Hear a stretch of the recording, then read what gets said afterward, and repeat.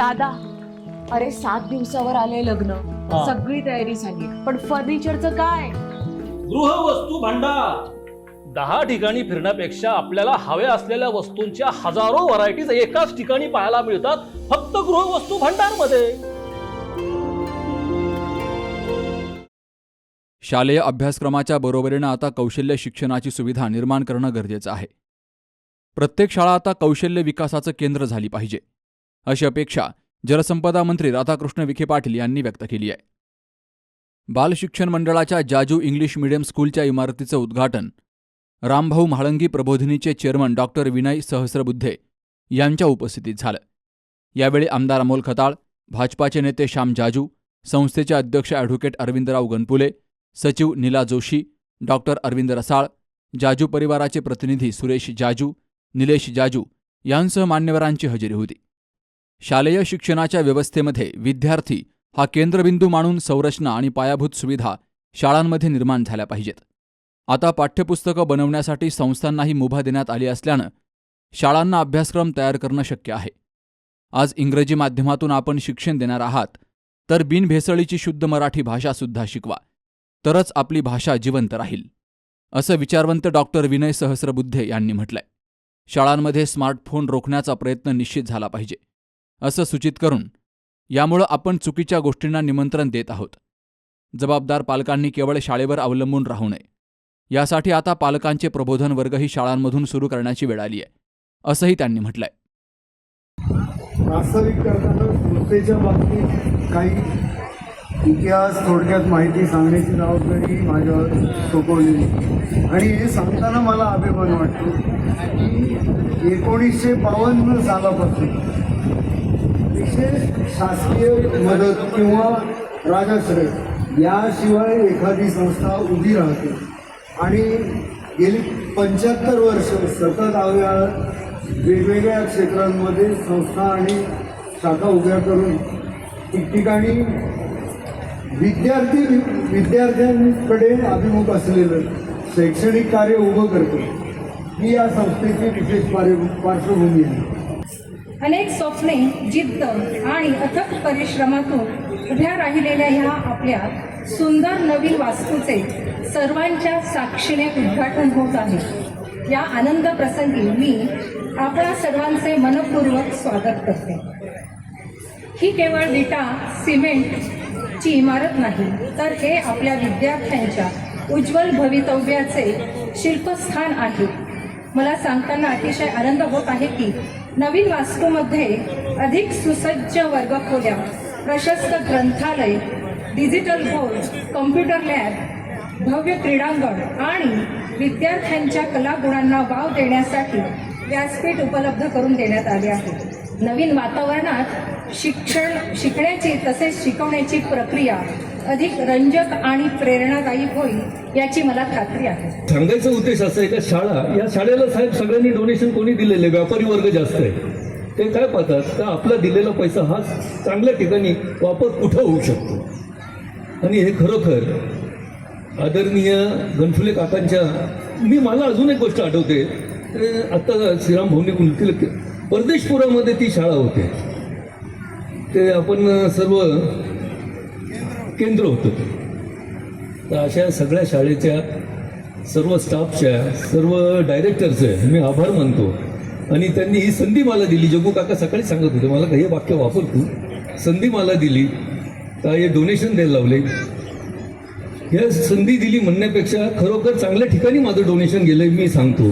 आणि या डोनेशनचं पुरेपूर तुम्ही चांगल्या लोकांकरता म्हणजे गोरगरिबांकरता सुद्धा वापर कराल. शाळेमध्ये येणारे जे आपले लोक येतील त्यांना कधी तुम्ही नाकारणार नाही. शक्यतो प्रत्येक व्यक्ती या देशामध्ये हुशार आहे, फक्त त्याला थोडीशी चालना मिळायला पाहिजे आणि या चालना देण्याचं काम तुम्ही कराल एवढीच अपेक्षा या सगळ्या आदरणीयांसमोर मी तुम्हाला सांगून 2 शब्द संपवतो.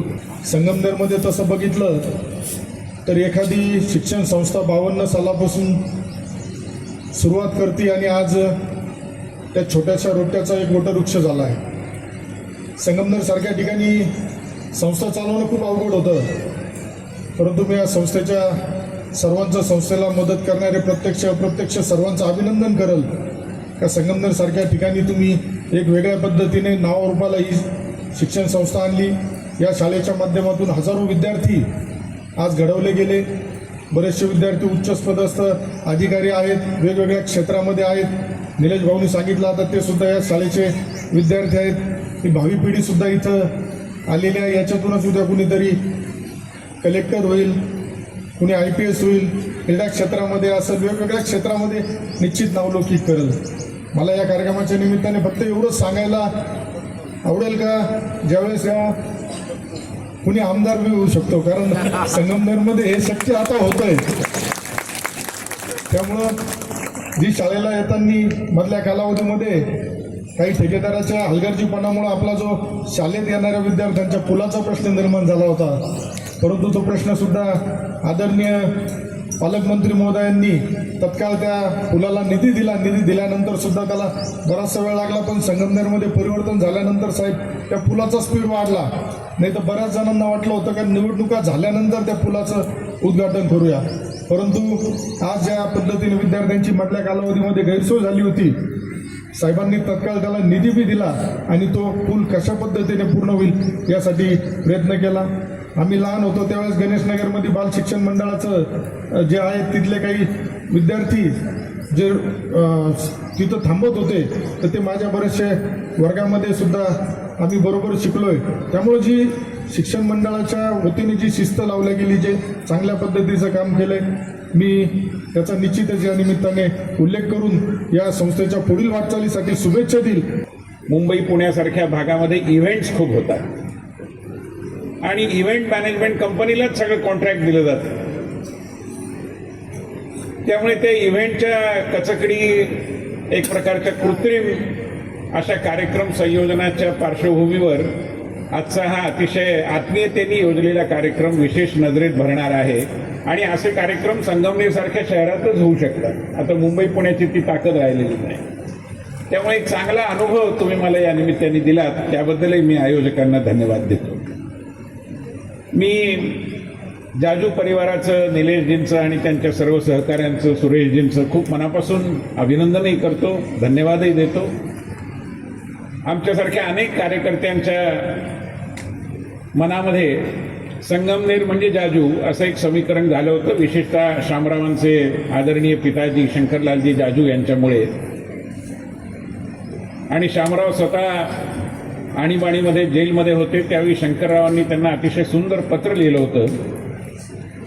हा अतिशय समर्पित आणि देशासाठी आवश्यक तो सगळा त्याग करण्याची प्रवृत्ती असलेला असा या गावचा सुपुत्र असे जे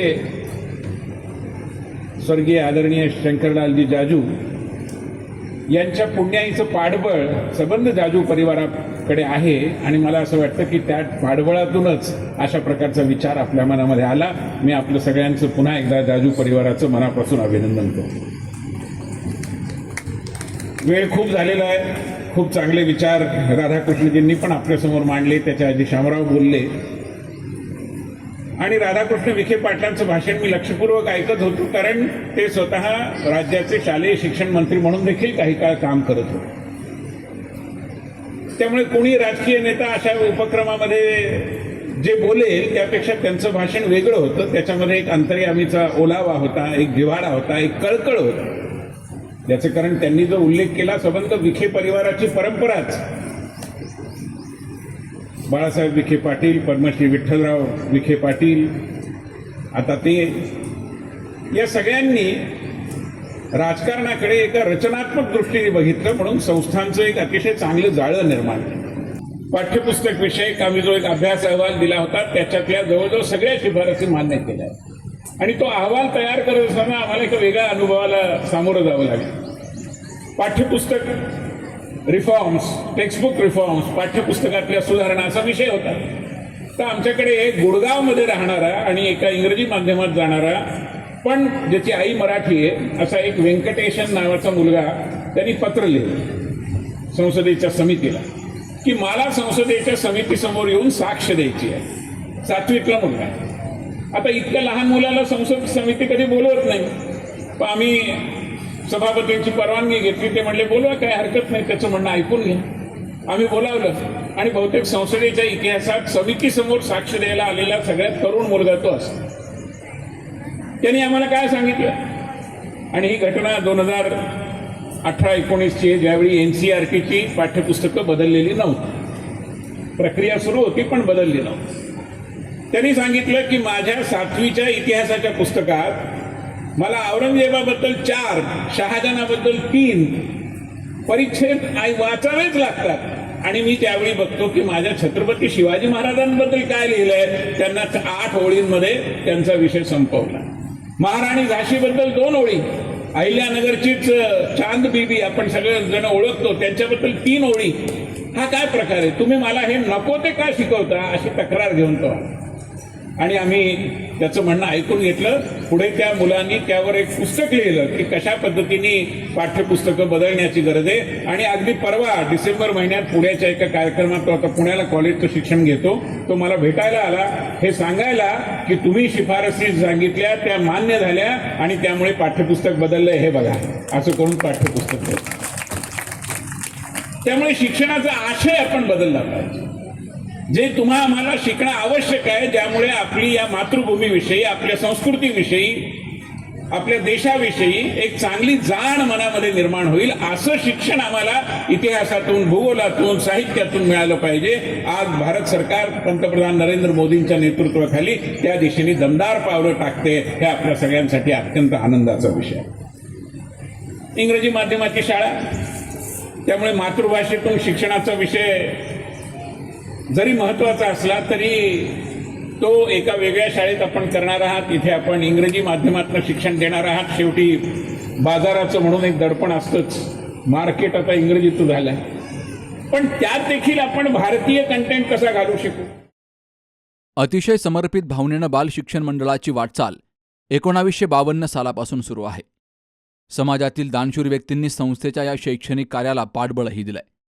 मात्र काळानुरूप आता शैक्षणिक संस्थांनाही आपल्या कार्यपद्धतीमध्ये बदल करावा लागणार आहे. पंतप्रधान नरेंद्र मोदी यांनी देशाला दिलेल्या राष्ट्रीय शैक्षणिक धोरणाचा अंतर्भाव आपल्या शैक्षणिक कार्यात केला पाहिजे. आज कौशल्य शिक्षणाचा मोठा कार्यक्रम संपूर्ण देशात सुरू आहे.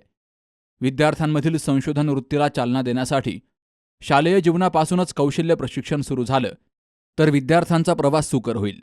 त्यामुळंच कौशल्य प्रशिक्षणाचा विषय आता प्रत्येक शाळेमध्ये सक्तीचा करावा अशी विनंती आपण मुख्यमंत्री आणि शिक्षण मंत्र्यांना करणार आहोत.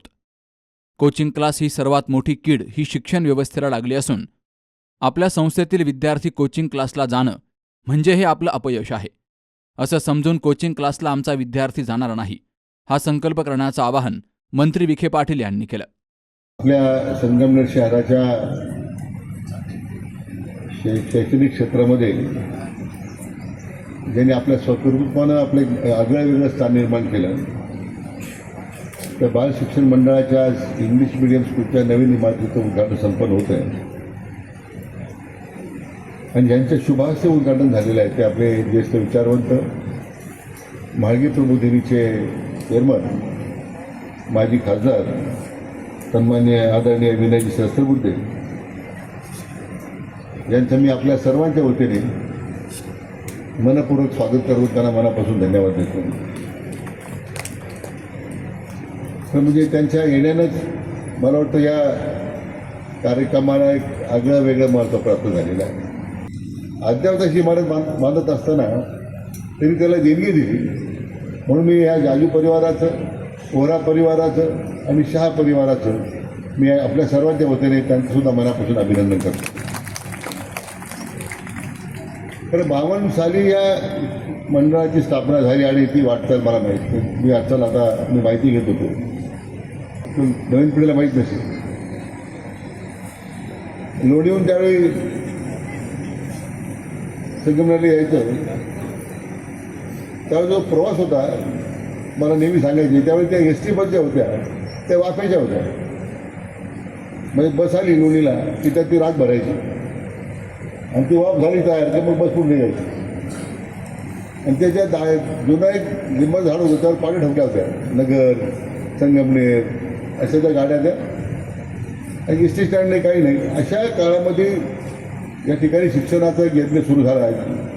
गोखले एज्युकेशन सोसायटीचं ते हायस्कूल, पेटेड हायस्कूल, आणि 52 सालचा सुद्धा प्रवास आत्ताचा जो आहे ह्या बालशिक्षण मंडळाचा त्याच पद्धतीचा आहे. इतका अविरतपणे या संस्थेचा जो वाटचाल राहिली, मला त्यावेळेच्या सर्व संस्था चालकांचं सुद्धा, अध्यक्षांचं, पदाधिकाऱ्यांचं आणि विद्यमान पदाधिकाऱ्यांचं सुद्धा या निमित्तानं मनापासून अभिनंदन करेल. यासाठी की जी परंपरा 52 साली होती ती आपण अजूनही निरंतरपणे सुरू ठेवली, त्याचं सुद्धा मी मनापासून अभिनंदन करतो. मी पेरीड हायस्कूलसाठी उदाहरण दिलं की त्यावेळी अतिशय सर्वात गुणवत्ता असणारं हायस्कूल होतं. नंतर मुंबईला सुरू झालं, मग तर नाशिकला सुरू झालं. पण संगमनेरमध्ये त्यांना मिळालं जे बाळगूळ होतं ते महत्त्वाचं होतं. जग ज्या झपाट्यानं बदलतंय, माहितीची साधनं जी उपलब्ध होत आहेत, त्यातून या शैक्षणिक व्यवस्थेमध्ये सुद्धा बदल झाला पाहिजे. हा पहिल्यांदा विचार 35 वर्षानंतर आपल्या देशाचे लाडके प्रधानमंत्री आदरणीय मोदीजींनी केला. आणि आता पहिल्यांदा शिक्षणाच्या अभ्यासक्रमामध्ये भारत सरकारने बदल केला. आता या सगळ्या व्यवस्थेमध्ये काम शिकताना मला वाटतं पालकांचा जो आग्रह असायचा की आमचा मुलगा इंग्रजी शाळेत गेला पाहिजे. आता महाराष्ट्र शासनाची जो भूमिका आहे, इंग्रजी शाळेला पण परवानगी देतो, पण मराठी सक्तीची केलेली आहे. मराठी भाषा आलीच पाहिजे ना. परंतु इंग्रजी माध्यमाच्या ज्ञानामध्ये आपण मग इंटरनॅशनल स्कूलला परवानगी द्यायला सुरुवात केली. त्या इंटरनॅशनल स्कूलचा काय जातं मी सांगायची गरज नाही. 4 पत्र उभे केले, इंटरनॅशनल स्कूल बांधून लोक मोकळे झाले. काही भागामध्ये अशी वाईट अवस्था आहे. आता आपल्या सरकारने निर्णय घेतला इंटरनॅशनल नाव लावण्याचा, आता त्यावर बंदी घातली सरकारने. आता तिथून पुढे कोणतीही नाही इंटरनॅशनल स्कूल जी मिळणार नाही आणि जी पूर्वी दिली असेल त्या ते इंटरनॅशनल नाव काढून टाकलं. त्या शाळेमध्ये ना इंटरनॅशनल काय होतं, काही नॅशनल होतं आणि काही स्थानिकसुद्धा काही नव्हतं. फक्त शिक्षक भरतीमध्ये पैसे खायचे. आणि या दुर्दैवाने या सगळ्या प्रक्रियेमध्ये मग तर शिक्षणामध्ये जो आमच्या शिक्षकांनी आनंदानं जे काम करायला पाहिजे ते दुर्दैवानं आपल्याला दिसत नव्हतं. म्हणून मी म्हणतो आजच्या शिक्षण पद्धतीमध्ये जो मूलभूत बदल होत चाललेला आहे तो आता काळानुरूप आपल्या स्वतःच्या शाळेमध्ये सुद्धा बदल केला पाहिजे. मुलं शाळेत जातात आणि कोचिंग क्लासला जातात. कोचिंग क्लास म्हणजे आपल्या देशात लागलेली कीड आहे. याचा अर्थ आपल्या शैक्षणिक व्यवस्थेचा मोठा पराभव आहे. एवढ्या 2-2 लाख फी देतात, बाहेर 1-1 लाख फी देतात आणि पुन्हा मग कोचिंग क्लासला 2-2 लाख रुपये द्यायचे. तो स्टेटस सिम्बॉल झाला, माझा मुलगा कोचिंग क्लासला जातो, मग शेजारी म्हणतो माझा काय जातो.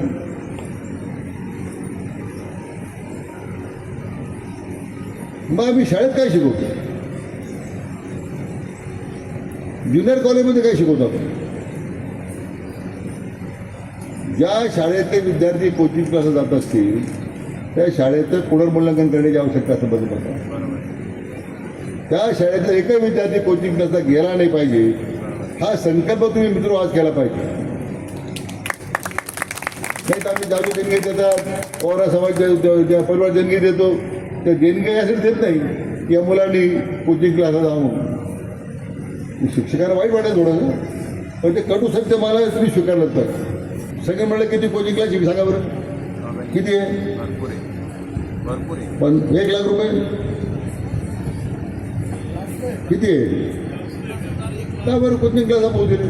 बाल शिक्षण मंडळाने आम्हाला स्वीकारलं पाहिजे की माझा एक मुलगा कोचिंग क्लासला जाणार नाही, इथं आम्ही त्याला शिकू. अशा प्रकारे संकल्प करा तुम्ही. संपले साहेब, ते फार महत्त्वाचं आहे. आणि कोचिंग आपल्याच कोणाच तरी सोयऱ्या धारायचे असतात. आपला कोण आहे, त्याला पैशाची ओळख नाही, त्याला पैसे तो फक्त पैशाची ओळख आहे, त्याला तुमची ओळख होऊ द्या. देशाचे लाडके पंतप्रधान आदरणीय नरेंद्र मोदी यांचे एक ते जवळचे सहकारी म्हणून आज ते आपल्यामध्ये येत आहेत. आणि केवळ ते या सगळ्या पार्श्वभूमीवर मी आता उल्लेख केला म्हणून नाही, परंतु अखिल भारतीय विद्यार्थी परिषदेमध्ये सुद्धा चळवळ त्यांनी काम केलं. आणि म्हणून त्यांचा या संपूर्ण वेगवेगळ्या क्षेत्रातील कामाचा अनुभव त्यांच्या पाठीशी आणि म्हणून त्या या कार्यक्रमाच्या निमित्तानं त्यांचं मार्गदर्शन आपल्याला मिळणार आहे. विनय सहस्त्रबुद्धे यांचा माझा फार जुना परिचय नाही, फक्त 52 वर्षापूर्वीचा. नगरच्या हिवाळे वादविवाद स्पर्धेमध्ये ते सपा कॉलेजमधून आले आणि मी संगमनेर कॉलेजमधून गेलो. विनयजींना पहिलं पारितोषिक मिळालं आणि मला उत्तेजनार्थ पारितोषिक मिळालं. तेव्हापासूनची आमची मैत्री आत्तापर्यंत चालू आहे. अमोल खताळजी ज्यांनी आपल्या कर्तृत्वाने संगमनेर तालुका पूर्ण देशात चर्चेचा केला, असे विजयाचे धनी ज्यांच्यामुळे संगमनेर तालुक्याचा एक अभिमान आणि अस्मिता जागवली, असे अमोल खताळजी. अरविंदराव गणपुले ज्यांचा माझा 4 पिढ्यांचा संबंध. दादासाहेब, अरविंदराव, श्रीराम आणि ईशान 4 पिढ्यांनी ज्यांचे आमचे घरोब्याचे संबंध. आणि त्या काळात संस्थेचं वाक्य जे सांगितलं की आपलं राष्ट्र सर्वश्रेष्ठ, सोपं नव्हतं त्या काळात असं वाक्य ठेवणं. आज मोदीजींनी सांगितलंय नेशन फर्स्ट, हे त्यावेळा बाल शिक्षण मंडळाने आपलं हे घोषवाक्य ठेवलं. असे अरविंदराव गणपुलेजी, सुरेश जाजू आमचे काकाजी आणि निलेशचे आमच्या परिवाराचे सगळ्यात मोठे ग्रस्त. निलेशनी सांगितलं की शिक्षणाचा त्याचा फार कमी संबंध आला, पण मला माहीत आहे निलेशचा 10वीचा पेपर ज्या दिवशी होता त्याच दिवशी स्वर्गीय अशोकजी आणि कांचनजी यांचा ॲक्सिडेंट झाला आणि त्या वेळेपासून त्याचा शिक्षणाचा संबंध संपला. आपण कमी शिकलेलो असलो तरी शिक्षण क्षेत्रामध्ये काम करणाऱ्यांना प्रोत्साहन दिलं पाहिजे. जसं आर्ट ऑफ लिव्हिंग असतं तसं आर्ट ऑफ गिव्हिंग पण आहे. हे निलेशच्या स्वभावातून व्यक्त झालं आणि त्यांनी या ठिकाणी देणगी दिलेली आहे. नीला वहिनी बंडोपंत जोशींपासून आम्ही शिकलेलो आहे. डॉक्टर रसाळ आमच्या वडिलांच्या बरोबर त्यांनी काम केलेलं आहे. आणि मी समोर पाहतोय 4 पिढ्या मला दिसतात. असे काही लोक आहेत की ज्यांनी मला हाफ चड्डीत या गल्लीतून फिरताना पाहिलेलं आहे. असे काही लोक आहेत की ज्यांच्या बरोबर मी इथे काम केलेलं आहे. असे काही लोक आहेत की जे पुढच्या जनरेशनचं प्रतिनिधित्व करतायत. आणि माझा नातू ज्या वयात आहे त्याच वयाची ही मंडळी इथं बसलेली आहे. असे सगळे मित्र या ठिकाणी खास दिल्लीहून येण्याचं कारण, संगमनेरचं कुठलंही निमंत्रण असलं तर त्याचं काय महत्त्व आहे हे मला जे माहिती आहे ते तुम्हाला कळणार नाही. आपल्या देशातला माणूस विदेशात गेल्यावर त्याला या देशाचं महत्त्व कळतं. एका कवीने म्हणलंय, जिम्मेदारियां मजबूर कर देती है अपना शहर छोड़ने को, वरना कौन अपने गली में जीना नहीं चाहता. त्यामुळे काही कामानिमित्ताने मला तिथं जायला लागलं तरी संगमनेरच्या बारीक सारीक घटनेमध्ये माझं लक्ष असतं. संगमनेरात येण्याचा माझा आणखीन एक स्वार्थ असतो. इथं अनेक मित्र भेटतात आणि मित्र ही काही बाजारात विकत मिळणारी वस्तू नाही आहे, नॉन पर्चेसेबल कमोडिटी आहे. एका माणसाने आयुष्यभर इतका पैसा कमवला, इतका कमवला, ना नातेवाईकांकडे लक्ष ना मित्रांकडे लक्ष. एकदा रेल्वेत प्रवास करायला गेल्यावर त्यांनी पाहिलं पूर्वी लोक न्यायला घ्यायला जायचे, सोडायला जायचे, जाईपर्यंत बोलणं करायचे, अरे गेल्यावर पत्र पाठव, त्यावेळा मोबाईल नव्हता, आणि मावशीला नमस्कार सांग, आणि कोणाच्या डोळ्यात पाणी आहे, कोणी मिठ्या मारत आहे. या माणसाच्या मनात आलं, अरे इतके सगळ्या लोकांना कुणी ना कुणी प्रेमाचं आहे, मी फक्त पैसाच कमवला, मला कोणीच नाही का सोडायला. त्याला काही राहवलं नाही. आणि पैसेवाला माणूस कधी चूप बसत नाही. त्यांनी 100ची नोट काढली, एका कुलीला दिली. अरे म्हणले आता ही ट्रेन जाणार आहे, तू मला बाय कर म्हणले ठीक आहे. त्यांनी 100 रुपये ठेवले, ट्रेन सुरू झाली, त्यांनी बाय केलं 1 2 3 आणि तू जायला लागला. त्याने म्हणलं अरे तू ट्रेन चालली तू कर. ते म्हणले 100 रुपयात किती वेळा करणार म्हणले मी. अशी मैत्री ही काही विकत मिळत नाही बाजारात. असे अनेक मित्रांचा समूह मला या गावात भेटत असतो, म्हणून मी या ठिकाणी कार्यक्रमाला येतो. शिक्षण संस्था, त्याचं महत्त्व, या संस्थेने किती खडतर काळातून काम केलं आणि आज ज्या पद्धतीने उभी आहे हे सांगण्याची गरज नाही, त्याचे सगळे आपण साक्षीदार आहोत. शिक्षणाचं किती महत्त्व आहे माणसाच्या जीवनामध्ये. जीवनाचं व्यवस्थापन करण्यासाठी शिक्षणाचा काय भाग आहे. स्वर्गीय शिवाजीराव भोसलेंनी फार चांगलं वर्णन केलं जीवनाचं व्यवस्थापन. खूप त्रास असतानाही प्रामाणिक राहणं, संपत्ती भरपूर असतानाही साधं राहणं, अधिकार असतानाही नम्र राहणं, रागात असतानाही शांत राहणं, आणि किती कष्टात असलं तरी हसत राहणं, याला जीवन म्हणतात. आणि हे जीवनाचं व्यवस्थापन ज्या भूमीतून तयार होतं तो परिवार, ती संस्था. विवेकानंद एकदा शिकोगाला ज्यावेळेला धर्मपरिषदेत गेले आणि सकाळी मॉर्निंग वॉकला बाहेर पडले, त्यांचा पेहराव आपल्याला माहिती आहे, भगवा वस्त्र परिधान करून ते करत होते. आता भारतात कुणी भगवा वस्त्र परिधान केलं दिसला की आपण नम्रतेने नमस्कार करतो. हा त्यागाचा माणूस आहे, त्यागाचं प्रतीक आहे. त्या ठिकाणी फिरायला जाणाऱ्या कपलला असं वाटलं की काय कपडे यांनी परिधान केलेला आहे. ती बायको आपल्या नवऱ्याला म्हणते, हाऊ फनी ही लुक्स. थोडं इंग्रजी याचं वापरतो कारण इंग्लिश मिडियमचं उद्घाटन आहे. How funny he looks. विवेकानंदांनी ते ऐकलं, ते थांबले आणि त्यांनी त्या मॅडमला म्हणलं, madam, you are from the country where tailor makes man gentleman. I am from the country where character makes man gentleman. ज्या ठिकाणी चारित्र्य आणि चरित्र हे माणसाची सभ्यता ठरवतं, त्या देशातून मी आलोय. हे चारित्र्य या ठिकाणी तयार होत असतं त्या शिक्षण संस्थेमध्ये. प्रास्ताविक ॲडव्होकेट श्रीराम गणपुले यांनी केलं, तर सूत्रसंचालन ईशान गणपुले यांनी करून सर्वांचे आभार मुकुंद गाडगीळ यांनी मानले. Sukhdev Gadekar, C news Marathi, Sangamner. Doctor Pawase अर्धांगवायू पुनर्वसन आणि निसर्गोपचार केंद्र. निसर्गरम्य आणि प्रदूषणमुक्त वातावरणात 20 कॉटचे उत्तम मशिनरी आणि सर्व सुविधा उपलब्ध असलेले सुसज्ज निसर्गोपचार केंद्र. अर्धांगवायू, मान, पाठ, कंबर आणि सांधेदुखी, हातापायांना मुंग्या येणं, टाचदुखी, चेहऱ्याचा पॅरालिसिस, ॲक्युपंक्चर, फिजिओथेरपी, जलचिकित्सा, बाष्पचिकित्सा, योग चिकित्सा, मालिश चिकित्सा, चुंबक चिकित्सा, आहार चिकित्सा आणि माती चिकित्सा. संपर्क डॉक्टर रमेश पावसे, ठिकाण हिवरगाव पावसा, रायतेवाडी रोड, तालुका संगमनेर. संपर्क 96 23 25 67 22.